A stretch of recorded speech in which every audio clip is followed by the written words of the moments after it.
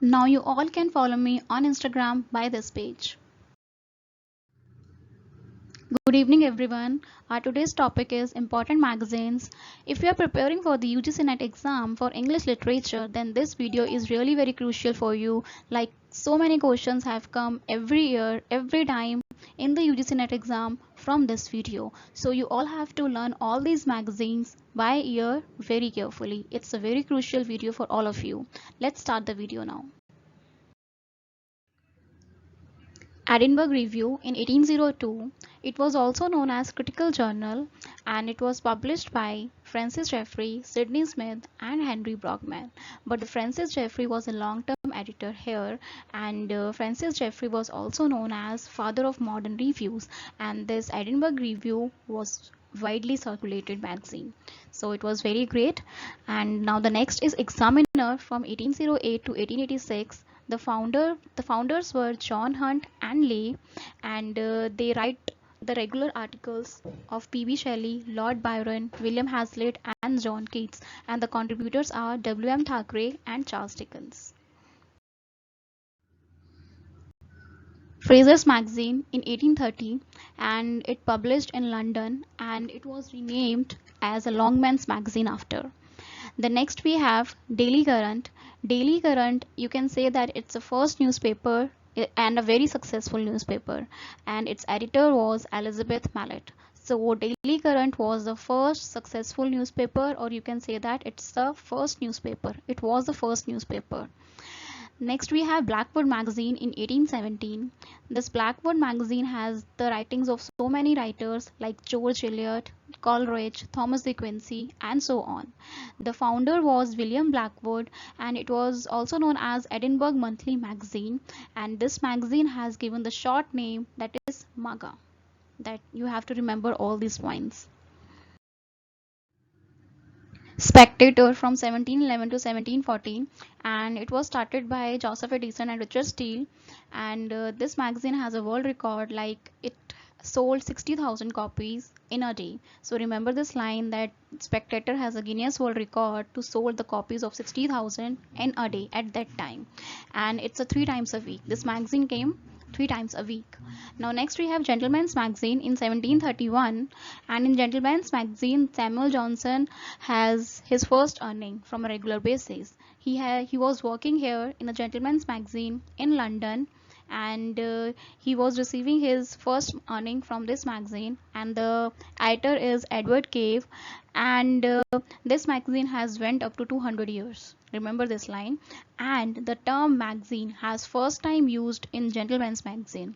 The very important point that the term magazine has used first time in Gentleman's Magazine, and that went periodically now, and it is also known as Traders Monthly Intelligence. Rambler 1750 to 1752, and it is by Samuel Johnson.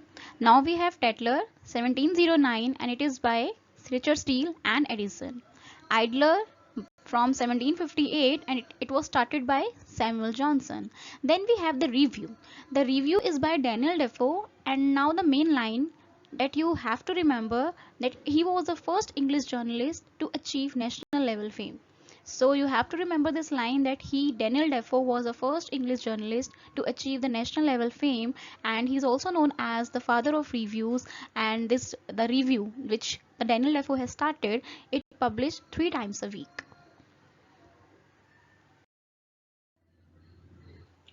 London Art Magazine in 1732.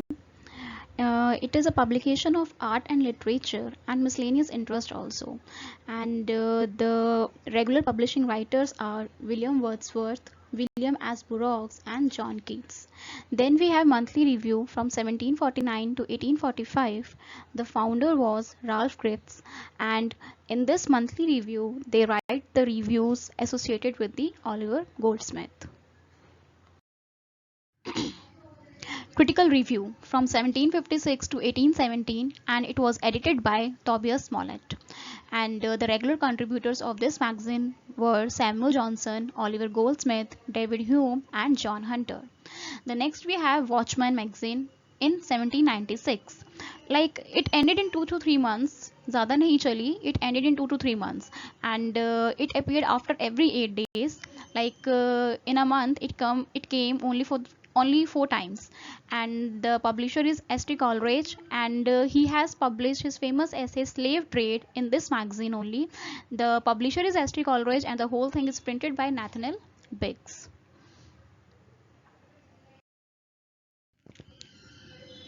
Jump. In 1850, it was started by Rossity Brothers, and they wrote the articles related to Pre-Raphaelite Brotherhood. Then next we have Atlantic.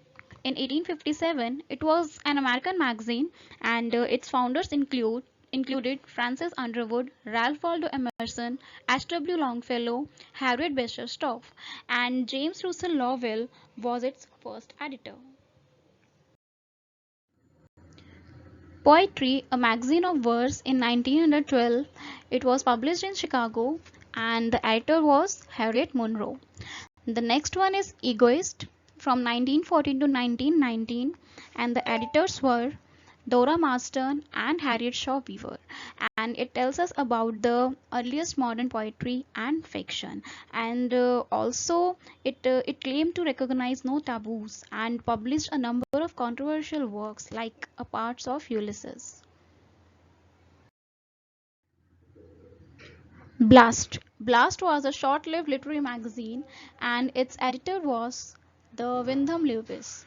And this Blast magazine was featured a bright pink cover referred to by Ezra Pound as the Great Magenta cover, Opusculus. Opusculus is Opusculus.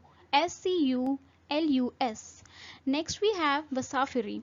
Vasafiri is a journal of post-colonial literature that pays attention to the wealth of black and diasporic writers worldwide. Next we have Criterion from 1922 to 1939. It was by T.S. Eliot, and here T.S. Eliot has published its Wasteland and The Hollow Man and Ash Wednesday.